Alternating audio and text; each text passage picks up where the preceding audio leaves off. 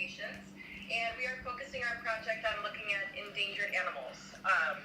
So a lot of the students, animals that you've researched as well and that you work with, but ultimately they're looking at reasons why they become endangered, how humans have impacted the environment and the animals, and also what we can do to help. So I know I saw a picture of you. It looks like you are in an IB school. Yeah.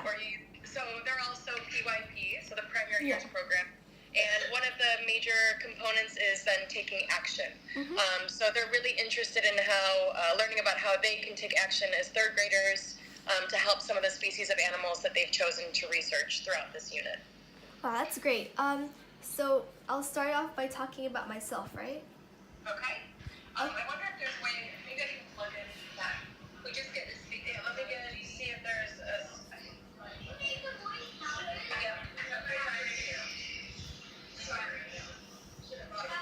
Hi.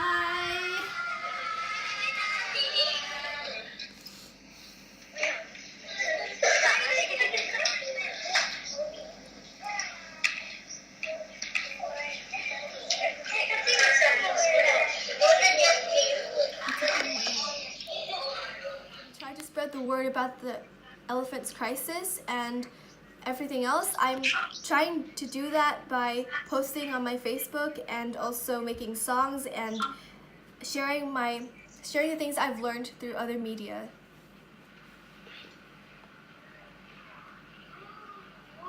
You might want to ask. Why don't we go ahead and Okay, so I have this question. Do you have like anything that you do to help the elephants? Like, how do you help them? Like, what do you do to help them? So she's wondering what specifically you do to help the elephants. Okay, so I work for this organization that rescues elephants, but since I don't rescue the elephants, I help the organization by sharing things about the organization or talking about elephants at like speeches or presentations and making songs. So I'm basically the person that spreads the word about everything else. Do you understand what I said? Yeah. So creating songs, giving presentations, talking to groups of people. Yeah, spreading the news. So that people can donate to the organization that she works for or help that organization too. After we finish the Elsa, you have a question back there? Because we know that the elephants are not just mistreated in Thailand as well. It's become a bit of an epidemic. So Yeah. So I've worked in Thailand, but other people, like for instance in the United States, they have asked me to help this particular elephant named Nosy. And Nosy is a circus elephant. She was really mistreated. She was old and sick, and she was still forced to give rides to children and work in a circus. So they asked me to make a song for Nosy, and I did. And now Nosy is free in a sanctuary.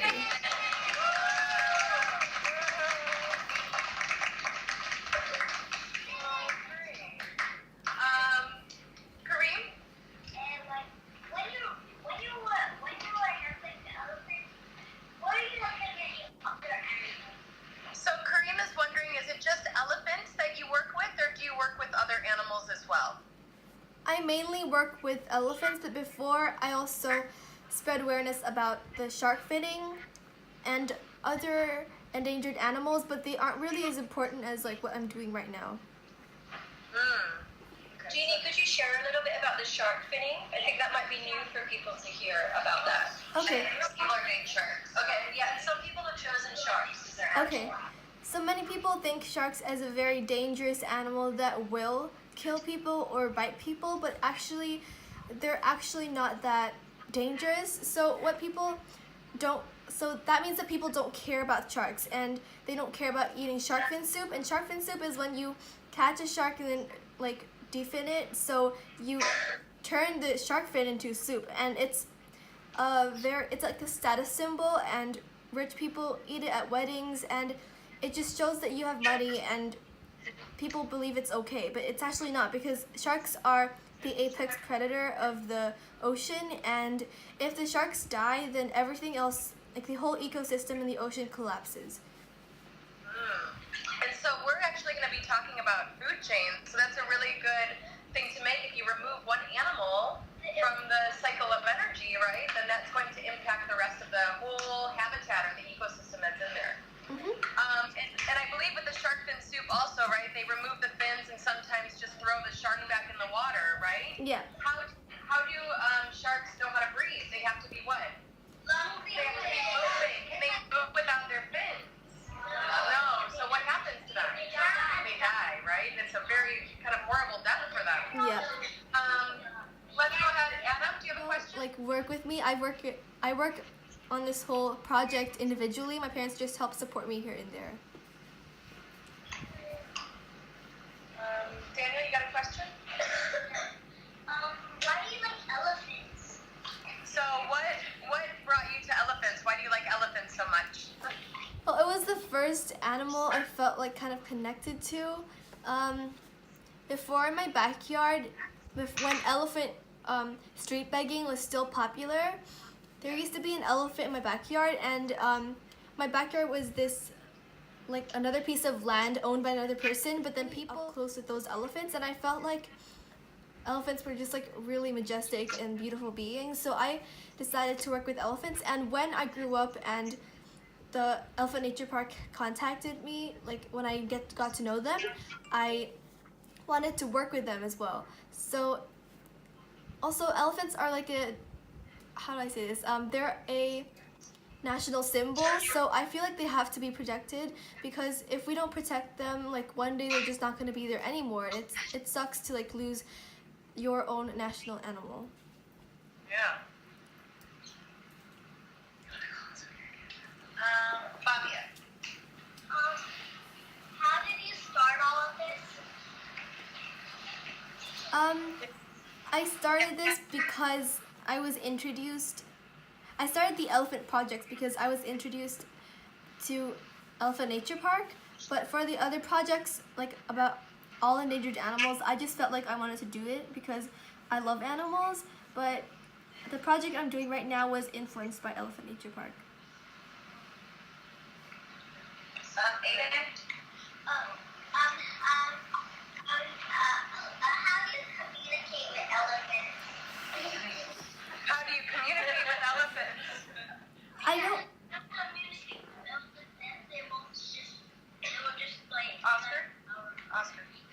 I think I don't communicate with elephants, but if you treat them kindly, if you just walk with them and don't force them to do things, then obviously they're gonna want to be with you.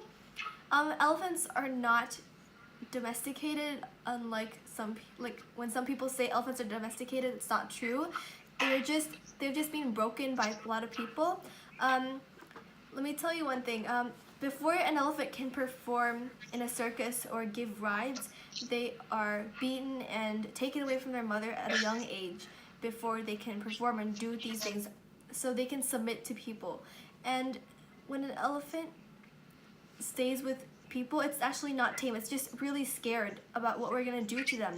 So when people rescue elephants to these sanctuaries, you gotta treat them kindly, because you're not gonna use bull hooks anymore, you're not gonna use chains anymore. So you just gotta treat them nicely, and hopefully everything will go well. I think we'd ask her maybe, one more question. Yuna, do you want to share that question? Okay. What can we do to help? So what can we as, 8-9-year-olds do to start protecting and helping our endangered animals? Okay, first you have to learn everything you can about that particular topic, and then find your passions and talents, and then maybe you can combine both of them, like what I did. I combined music and my passion, which is animals, together to create what I am doing today. And maybe you could also do little things like not buying animal products such as ivory. We could recycle and buy sustainable products, educate your family and friends about endangered animals. Like all these little things that you do can like go a long way. Did you have one more you said? How do you work with sharks? What was the work? She wanted to know last thing. What was the work you do with sharks? Oh, I made some posters and spread them at my school, educated family friends, and when I went to weddings, I just talked about it. I didn't really focus on it that much because I was really small back then. So, but I do know some organizations that work like helping sharks directly, which is Sea Shepherds and also Greenpeace, also other organizations.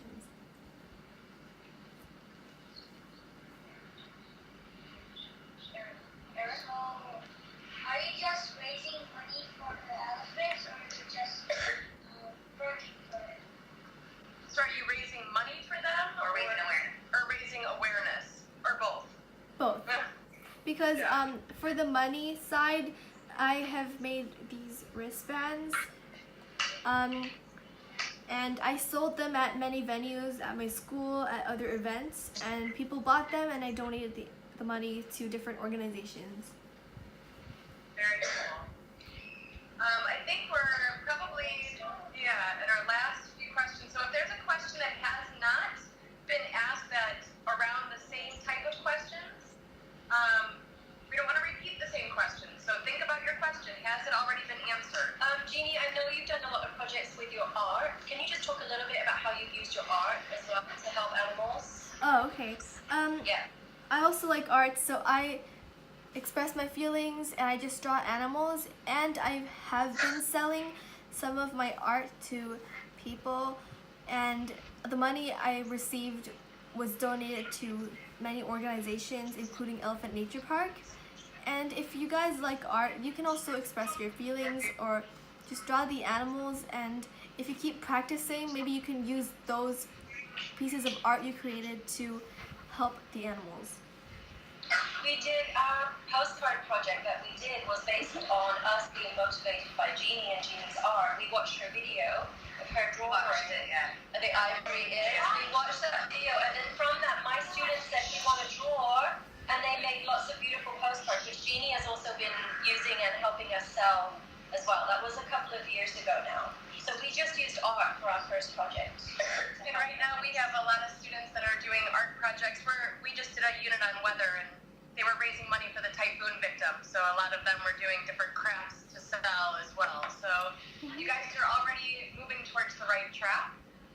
Any, I think, final questions that have not been addressed in any way, like the ones that we've talked about? Natalie? How many people do you think work in the community? So do you have quite a big community of people that help out with this awareness, or I think we're just wondering the size of your community? This community revolves around Elephant Nature Park. It's a very, very big and well-known park. A lot of famous news have projected the place on the news, so there are a lot of people involved. There's a huge community involved. Cool. I have a question too. Yeah. I think sometimes when kids are trying to find, or people are trying to find organizations, give me tips for how to find an organization, and one that's going to be kind of ethical and make sure that they're doing the right thing. Because sometimes there's some that aren't really doing the right thing, so it's kind of hard for us to know which organization we should pick and support. Do you have any tips for us for that? Yeah, okay, so first you gotta find an organization that ends with ORG. That does help, but it doesn't necessarily guarantee a good organization, but just check the end of the link for ORG, and then after that you can check reviews about that place to see if they have been treating their animals right, or if they actually do support the animals. I've encountered some experiences with other organizations that claim to be ethical but they aren't, and I've checked TripAdvisor and they actually said that they changed up their elephants and they weren't treating their elephants nicely, so I moved on to focus on other organizations. But there really isn't a correct way on finding organizations. You just gotta find a really popular one. Some organizations that people donate and care about a lot. I don't know how to phrase this. So Genie, when you did your endangered wristbands, you chose the Slow Loris Conservation Center to work with, and that was a much smaller organization, Yeah. right?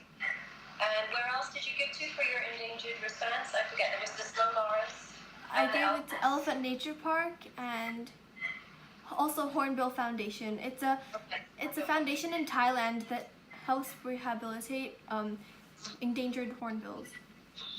Isn't someone doing hornbill? So you can obviously pick smaller organizations or bigger ones depending, and take some time to research which ones are good organizations to work with. That's really helpful. Thank you. Yeah. Jeannie, do you still have wristbands for staff? Yes, I do. The colors are limited, but I still have them. Okay. Is there a way you can send either through the Skype address or through Miss Maria a way that maybe we can be involved and help support you in your efforts? Yeah, sure. Awesome. Okay. We just want to, thank you so much for taking the time to sit and talk with us today. We've learned a lot from you, and and I don't know about the rest of us, but we're very inspired by the work that you're doing. And we appreciate it. And is there anything that you'd like to say? Thank you. Bye. And hopefully we'll be able to Skype again and let you know all the work that we're doing over here that you've helped inspire us to do. So thank you so very much. Thank you. Thank you. Bye. What's your name of your dog? Can you close it, or I can't really close it from this side? Okay, we're close. Okay, bye-bye. Okay, bye.